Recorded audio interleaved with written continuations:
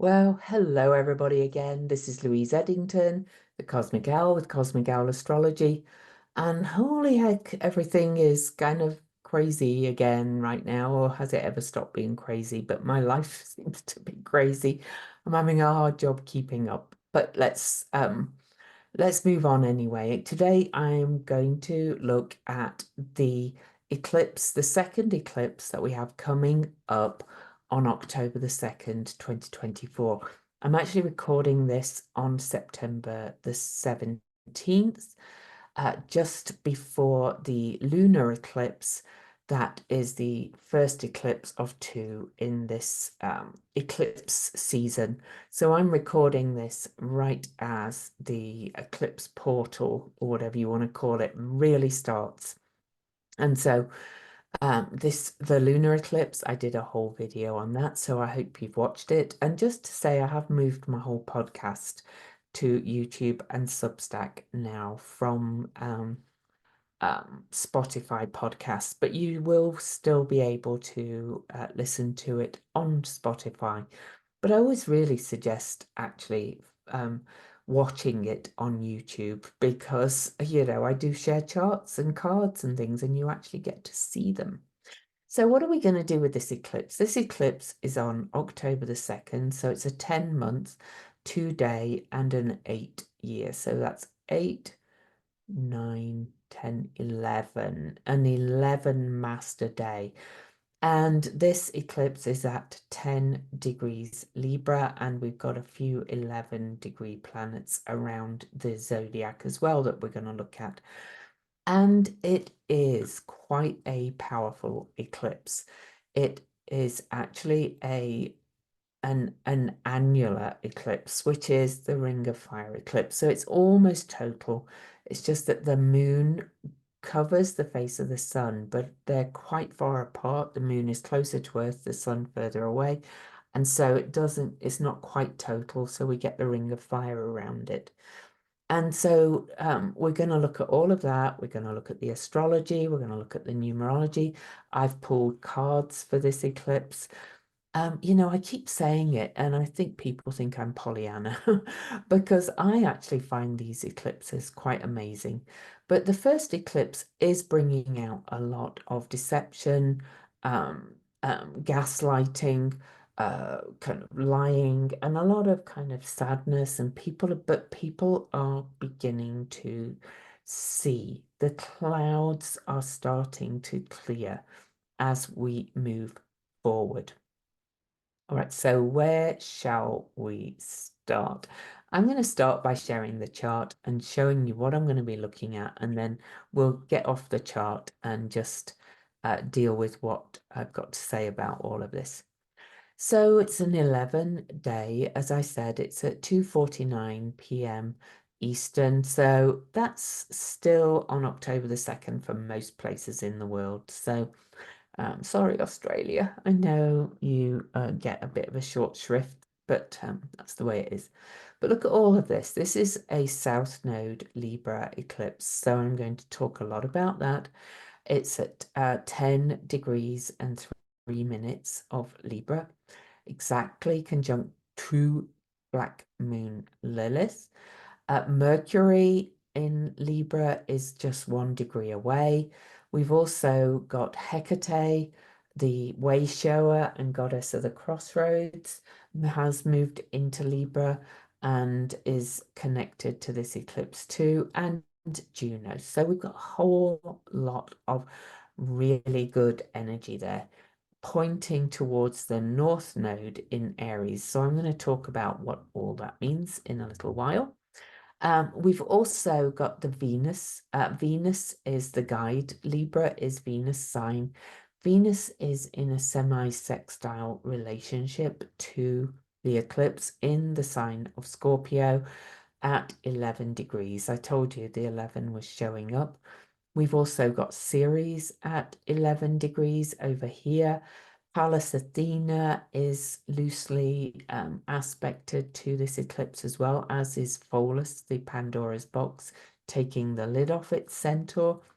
The eclipse is also in an air trine to Cariclo in Aquarius at the number of the goddess, 13 degrees, and 23, which is, those of you that have been following me for a long time will know that 23 is the most human of numbers and the number of chaos magic. Mars in Cancer, sensitive Mars in Cancer, sensitive warrior is also an aspect to this eclipse. And Mars is also in a lovely trine, watery trine to retrograde Saturn in Pisces, which is really in a quincunx, but I'll talk more about that in a minute as well. The other things to say about what's happening around this eclipse is that Jupiter goes retrograde 7 days after this eclipse. Jupiter's at the retrograde degree at this point, 21 degrees Gemini.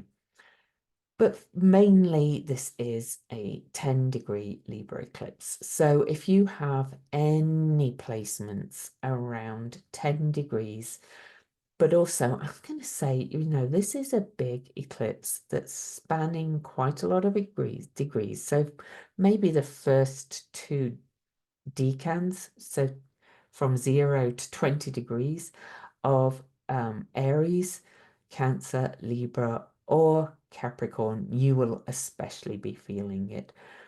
But let's stop the share and talk about all the things. So the first thing I want to say, yes, I did mention that Jupiter's going retrograde on October the 9th and will go all the way back to 11 degrees Gemini, actually. So, this eclipse is already highlighting that aspect.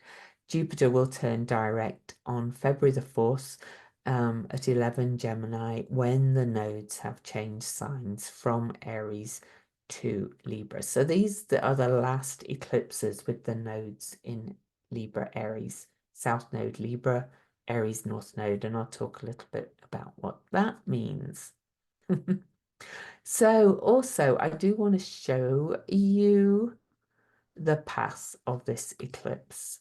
Timeanddate.com is just awesome for things like this because the area of the world that it is seen at is often the area of the world that has most impact. So you can see that this goes kind of down over the tip of South America, close here to the Antarctic. I'm a little bit concerned with it being a solar eclipse about, the ice shelf and things, with it being down in this area of the world. But for once, the USA is not crossed by this eclipse. And timeanddate.com is awesome. You can see where is going to get the most totality, which is Argentina. So I wouldn't be surprised if something pops up around Argentina and Chile. But there we go. But also, this eclipse is very much over the oceans, and it's following a massive Pisces eclipse that is already bringing water events. So, just know that there could be things about the oceans, things about more water events, more of all that kind of thing. So 10 degrees, and it's 11 day, of course, as well. So the 10 reduces to the single digit of 1 with the and it's made of the 0, the alpha omega, and the number 1, which amplifies the vibrations of the whole number, because with 0 appears with a number, it kind of makes it more so. And 10-1 really is about new changes, new starts. There seems to be an element of luck with the 10-1, okay? It's a number that often can recognize and understand the needs of humanity and the ability to bring peace and harmony. So 10 really is about leadership, optimism, confidence, independence, creative powers, success, energy, originality, adaptability, determination, individuality, leadership, confidence. You get the idea. It's a really lovely degree to have this eclipse at, because it's emphasizing what I have kind of seen coming for a long time. We really are entering a new beginning. This is all from the numerology dash the numbers and their meanings dash blogspot.com. The link's always in the description.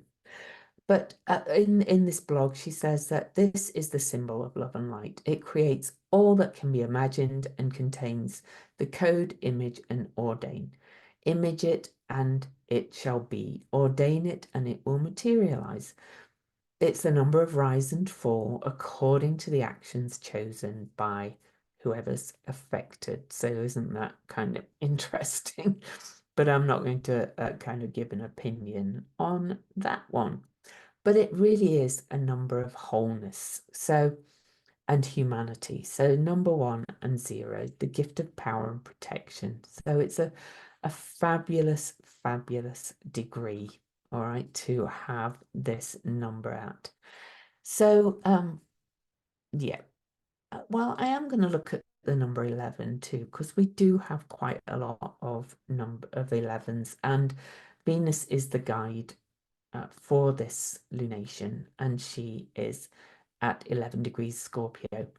And so 11 is the karmic master teacher. This is illumination, enlightenment, inspiration, idealism, intuitive, psychic abilities, channeling, mysticism, catalyst, the prophet, sensitive, visionary, enthusiastic, all those things. The 11 is said to be ruled by Neptune, which of course is conjunct the lunar eclipse that we've got today. So again, these eclipses are really helping us to birth something new, in my opinion. Interestingly, yeah, actually, I won't go there. It's fine. So what else do we have to say? Let me talk about the astrology. Okay. So this is an eclipse, solar annular eclipse, as I said, at 10 degrees. It is an echo of eclipses that were in September, October of 2006, because eclipses kind of had that cycle, about 18 and a half years. And so, you know, you go back about 18 and a half years, and we have similar eclipses every time. And so you can look back at your life and see what was seeded in that time, which is really interesting for me because in 2006 we were waiting for our visas to emigrate from the UK to Australia, and then ended up here in the US, and here we are with these eclipses again. So I'm kind of like, what's brewing in this one? But you just, you know, think back to your own life, what was beginning then. If you're interested, look back at the history. You know, there's a little bit I could say really about this, about these eclipses from that time. 2006 in astrology was Pluto's reclassification in August of 2006. But that also meant that Ceres was reclassified as well. And she is in a square to this eclipse, interestingly. And I heard a little whisper that the astronomers were thinking of playing with their algorithms or their classifications yet again. So we'll see.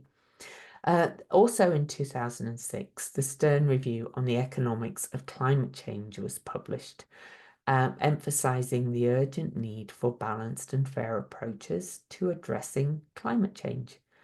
And of course, as usual, there was various political shifts going on, but you can look back at that if you're interested as well. So that's the history of the eclipses, but let's look at this one, especially kind of in light of where we're at, where we're heading, what's happening in our world? Well, the first thing is that this is a South Node eclipse on the kind of releasing end, if you like. I tend to kind of think that, the South Node and the North Node really work together. There's a tendency, to say South Node getting rid of, North Node what we're becoming, but they're working together. It's kind of like the South Node is what the issues we're kind of looking at and dealing with, and kind of what we need to sort out. And the North Node is how we sort it out and come to a healthier kind of South Node, if that um, makes sense. So to describe these nodes that we've been in since the summer of 2023, when the nodes moved into Aries and Libra.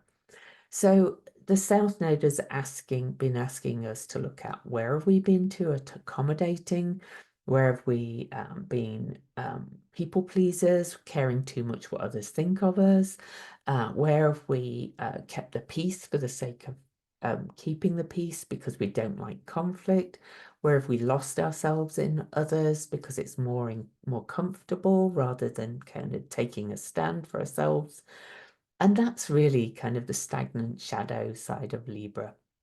Okay, there's, of course, nothing wrong with diplomacy and being kind and being considerate and being in relationships. And there's nothing wrong with harmony and peace, but it's where we're kind of doing it without the balance of taking a stand and speaking up and letting others get away with bad behavior because we don't want to deal with it, we don't want to say anything. And then through the Aries North Node is really about finding the courage to reclaim your identity, your I am, taking ownership of who you are, really kind of taking a stand, decisive action, speaking the truth, even if your voice shakes, even if it leads to conflict, all of that kind of energy. And we can see that playing out in the world, right? Okay. So, so they're working together. So, there is no I without the we. We are all in this together, but we still have to learn how to be ourselves within our relationships, all of them. So this is about uh, learning to do personal growth, creative um, collaboration, diplomacy, mutual respect, give and take, equal give and take, and just being able to kind of stand up for yourself without fighting and so on. This is where the diplomacy comes in, the win-win energy of Libra. So this is the overall arching lesson of the nodes in Libra. So in a way, with this one being a South Node eclipse, we are learning one more big lesson, big, big lesson in that kind of healthy Libra of speaking up for ourselves, collaboration, equal collaboration, diplomacy, and coming together with a strong, healthy identity. Now, on this eclipse, as I said, it's the sun and moon together. It's a new moon eclipse, 10 degrees, new beginnings, but it's exactly, but well by half a degree, conjunct Black Moon Lilith, which is the wild, divine feminine side of ourselves. And we can see that in the collective. Women really kind of rising up, but also just the divine feminine energy of ourselves, that equal part that has been put down and saying we are not being put in a corner anymore. We are here. We are not going back to go to the phrase. Then Mercury is conjunct this eclipse as well by just over a degree, almost a degree and a half. And Mercury is the mind, communication. Mercury in Libra is really good at, shall we say, non-violent communication skills, to quote Marshall Rosenberg's work, which I seem to have talked about endlessly during this journey of these nodes through this sign. So Mercury in Libra is learning how to come in and do healthy debate and diplomacy and compromise and all that kind of thing. All this kind of we could talk about world events where people are communicating, saying, how can we compromise? How can we reach an agreement, and so on and so forth. So that's happening within all of us. All right.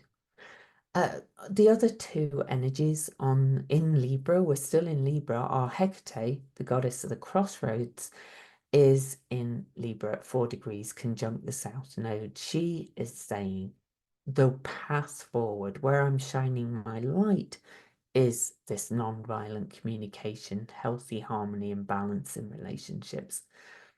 Then as well, we also have Juno, the sacred partnership asteroid at 18 Libra, still in orb of this eclipse, I'm going to say. And she is in Libra. So that's adding to this energy of let's come together, but come together from this place of strength, not just letting people tread all over us and coming and finding this compromise and this balance and moving forward. Now then, Venus. Venus is the guide for this eclipse because she is the guide of Libra, and she is at 11 degrees Scorpio, really kind of digging deep into her root power, saying it's time to create from this very deep soul urge place, if you like, in Scorpio, from the root chakras, and really kind of come from this loving but empowered place. And then Ceres, going back to 2006, she became a dwarf planet. Well, she was always one, in my opinion, or always a planet. In fact, Ceres in the asteroid belt is the only body in the asteroid belt that is more planet-like in shape, has water, all kinds of features. If I ever get my book written, you'll hear about that. But Ceres is in Capricorn and almost exactly square to this eclipse. As I speak, she is just opposing Mars. They're both squaring the nodes. They're making this cardinal grand cross that's pushing for change. Ceres, to go back to Marshall Rosenberg's work, is about needs, met and unmet. And in Capricorn, that's by ourselves, by us ourselves creating our own strong boundaries and backbone, but also society in Capricorn. And with Ceres in Capricorn, especially because she's been having this dance with Pandora's box asteroid Pholus, has been lifting the lid off what isn't meeting all our needs, and how we nurture and nourish ourselves and others and create those containers to do so. And so that is changing on this eclipse. Now, interestingly, because Ceres and Venus are in an almost exact sextile on this Venus-guided eclipse, I will tell you that this is just 2 months now away from Venus, Ceres, and Pluto meeting at 0 Aquarius on December the 7th. Now, I need to do a whole video on this because I work with Venus cycle, and Venus, I do a Venus retrograde class, and I'm also certified in Ariel Gutman's Venus star point work. And Venus really is the Earth's big sister. You know, of course, all the planets all bounce off each other, but she is like really probably the most important planet to us here on Earth. It really is related to nature, to our relationships, to our relationship with ourselves, to love, to how we're connected to all that is on the Earth. And Venus and Ceres are speaking to each other on this eclipse at 11 degrees. which is that master number that I referred to at the start, the gateway to new beginnings. And in just over about 9 weeks' time after this eclipse, they will meet at 0 Aquarius. Now, I will do another whole video on this, but I will quickly mention one thing, that the last time that Venus and Ceres met at a 0 degree of a sign, and with Pluto, because Pluto will be back at 0 Aquarius when they meet on December the 7th, was in, let me look at my date. It was March the 4th, 1823 at 0 Aries. And this is, we've got the North Node in Aries this time. And I really feel, because this conjunction with Venus, Ceres, and Pluto is at 0 Aquarius, which has been a hot degree anyway, so I'm not going to go back to all the dates.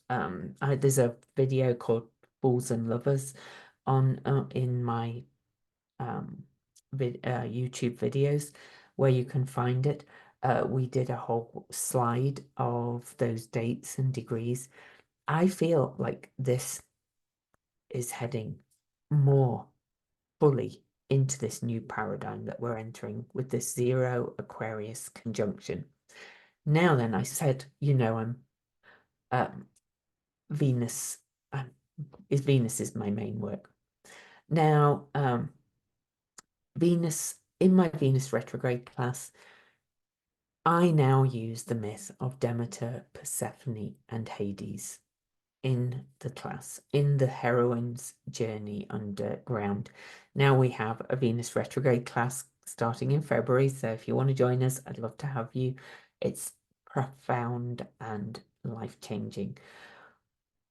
But this one is particularly big because of this conjunction leading into it, because here we have all three players, Venus, which is Persephone, Demeter, which is Ceres, and Hades, which is Pluto.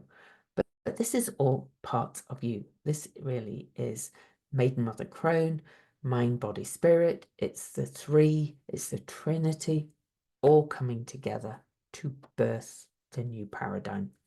So I think it's very significant that we've got Venus and Ceres speaking so intimately to each other on this eclipse.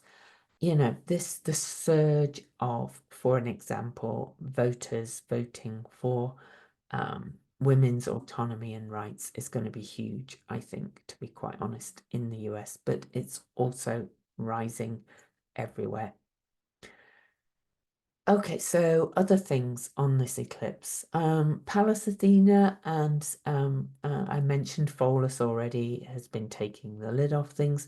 Pallas Athena at 7 degrees Sagittarius is really kind of finding the truth and strategizing for the future, for what wonderment and truth and freedom we are seeking. Isn't it interesting that one candidate in the US election has reclaimed the word freedom from the others, shall we say. Now then, one last thing to mention, no, two, in the astrology, I do want to say Chariklo in Aquarius at 13 degrees, which is the number of the divine feminine. It's also a Fibonacci sequence number, which is Venus number. And 23 minutes, 23, the number of our pet sets of pairs of chromosomes, days in the biorhythm cycle. It's 23 seconds for blood to go around the body, 23 digits, 10 fingers, 10 toes, 2 ears and a nose, and the number of chaos magic. Chariklo is Chiron's wife. She has been in Aquarius for quite some time, holding space for us to write this new story, to weave the new paradigm that we're moving into. She is aspected by this eclipse as well. And she is also in a quincunx to Mars, who is, I mentioned at the beginning, Mars in Cancer is really the sensitive warrior, I'm talking about the highest kind of energy of it.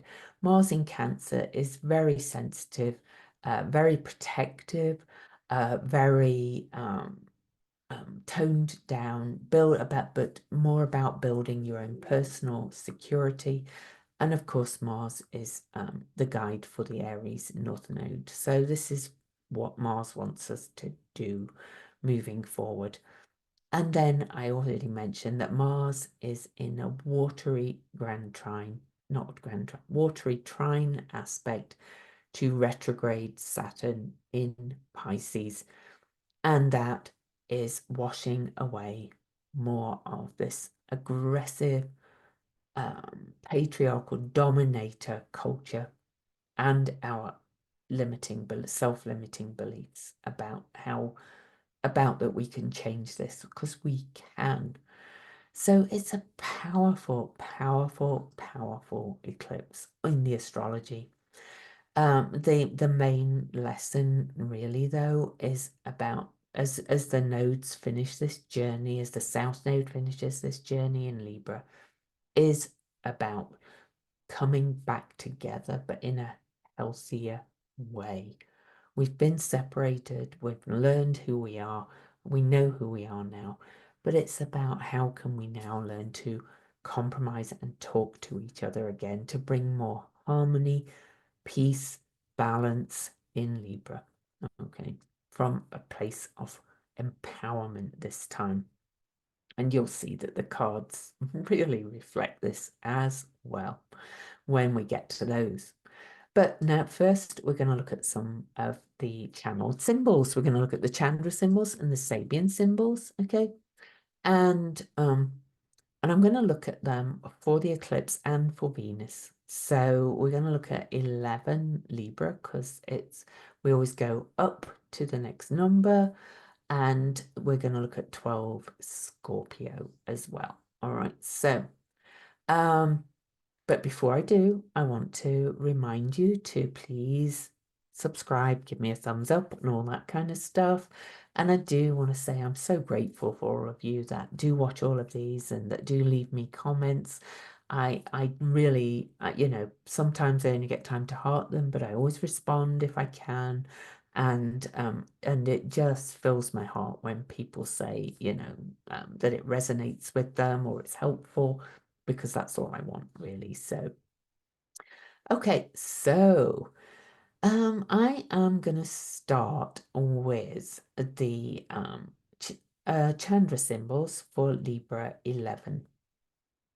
So the Omega symbol for, these are from John Sandbach, by the way, he channeled these. So the Omega symbol is in a Tibetan monastery, hundreds of candles burning. He said this degree is transforming and experimental. And the degree angel is Asaliya, which is global transformation and contemplation. And Libra really is kind of like balance, contemplation. So he says, in the darkest of passages through life, there is kept burning the lights of helping influences. If we can only maintain our contact with them, you are always aware somewhere in your being that where you put your attention is the key to moving beyond the illusion of physical reality. You sense that where you place your focus is what can ultimately change everything. But then the Chandra symbol is so interesting to me for a Libra eclipse is tea leaves that form a pentagram, because the pentagram is the Venus star. So anyway, he says the tea leaves have settled after the tea has been consumed, leaving a pentagram. This is a meaningful coincidence. This degree is about perceiving order and finding meaning in the seemingly random occurrences of life. These meaningful coincidences are a way of connecting with the divine, as are the candles of the Omega symbol. To gain the most from this degree, you need to be aware of these signs as they come to you and be sensitive to your intuition and instincts so as to tune into the spiritual forces that are in so many ways making themselves known. The pentagram signifies the life force, harmony, and health, organizing forces always there and always wanting to imprint themselves on our lives. There is only one spiritual light, but it manifests in many forms, as signified by the hundreds of candles of the Omega symbol. So, well, I'll let you kind of take what is for you from that. Now, the Sabian symbol for Libra 11 is a professor peers over their glasses. And Blaine Bovey said that this is the moment that gives pause when something is recognized as like-minded or remarkable is the moment of notice. He said this is receptivity characterizes this look that notices.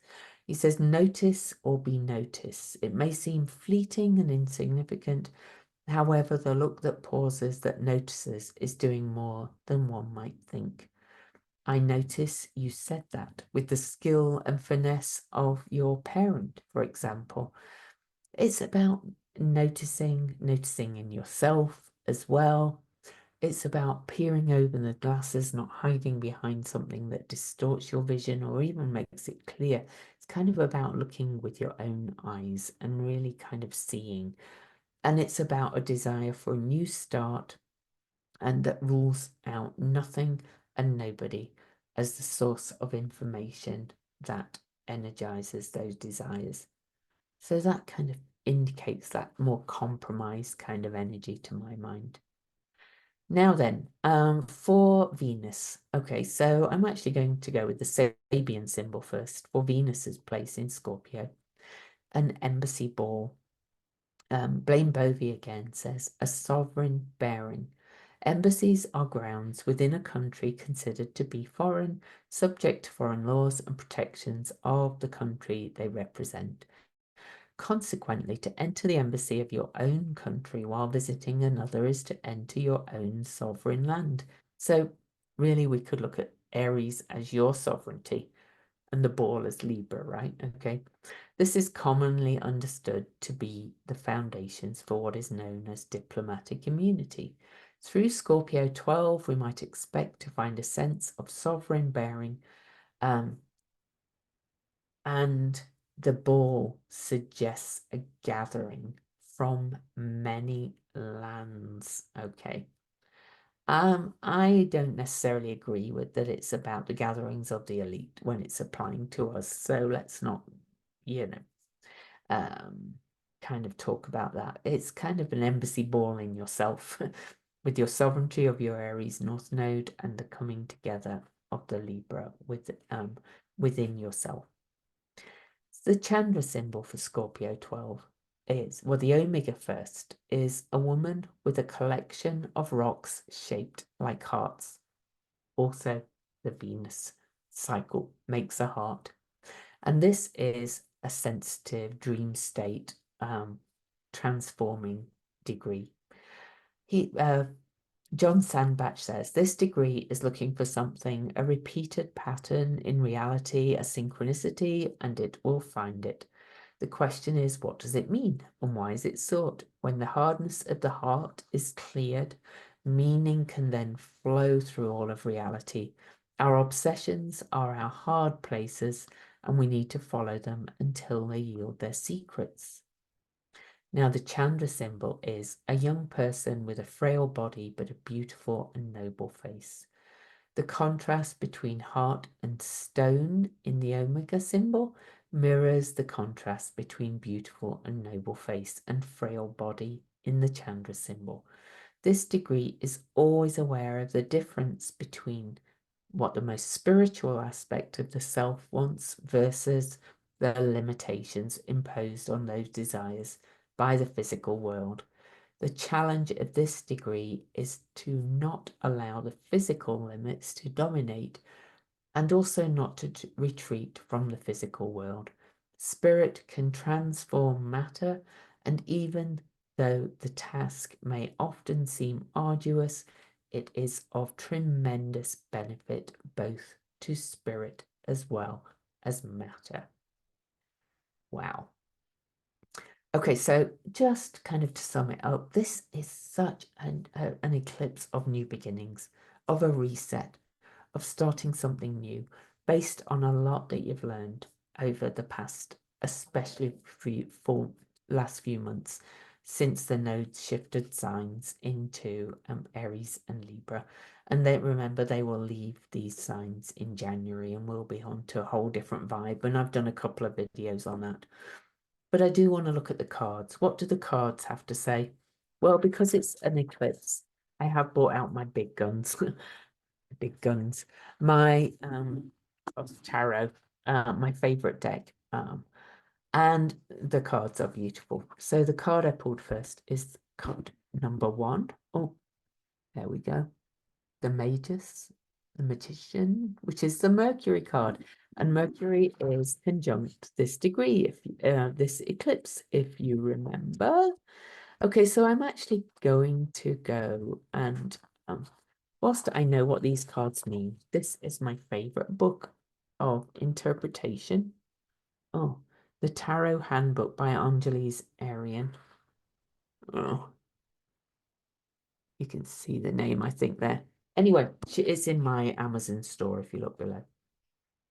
I just love her interpretation of these cards, this particular deck.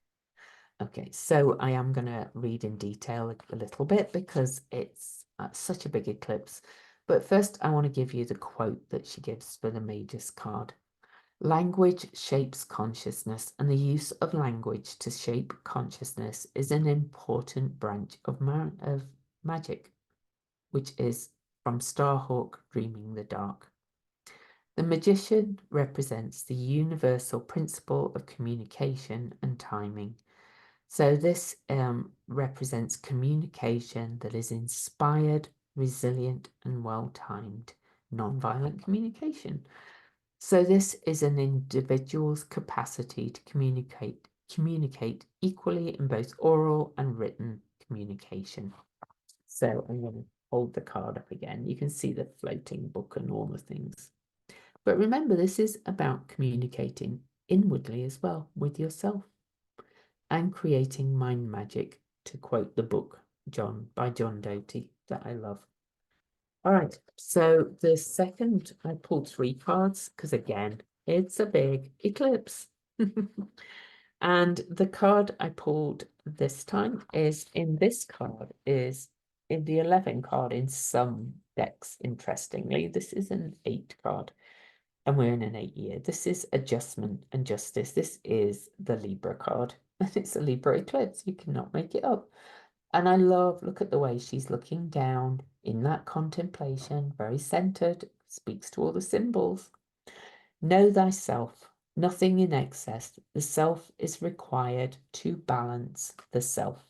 And that's from Ralph Bloom, the Book of Runes. And this is the principle of balance, justice, and realignment. Okay, that's basically all it is. Everything. So this central figure is Mart, the goddess of law. So, there may be some legal things going on, truth and justice. So, this is about balancing and justice and harmony within the self and with others. Everything I've been talking about.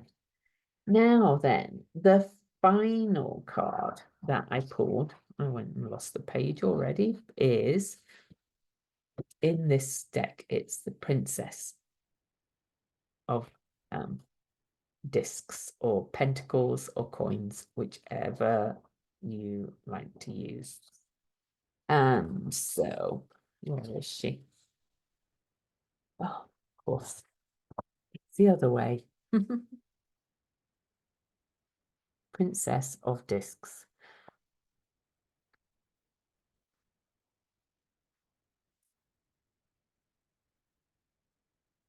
Here she is. And I'm going to show you this. Princess of Discs is the mastery and creativity and birth of new forms. This is the pregnant person who represents mastery of creative power. She is a woman who has been over the volcano and through the briar patch. She bears new life that has been gestating and incubating within her for some time. She is fertile and abundant with either a new identity, lifestyle, creative project, or human being. Her pioneer nature is represented by her Aries crown. We have Aries North Node, right? And that's the horns on her head. The snake on her shoulder could be where Venus is. Scorpio is the snake, which transforms into an ermine cloak, represents her earthy and ancient passion to create. The Princess of Discs desires to give birth to new forms that are in alignment with who she is, which is the lighted crystal wand. She is determined to manifest, harvest the pedestal of tide grains upon which she leans in a balanced and organic way, the lotus blossom with the yin-yang center. I'm sorry to go there again, but guess whose name means lotus flower? Kamala Harris. She approaches motherhood issues or issues surrounding her own mother in creative ways. But you can take that from personal to the collective. So what are we birthing on this eclipse? I think something absolutely, we're ready. We're ready to, leave all that behind and start coming together. And it's already happening. You can feel it. So much love to you. See you on the next video.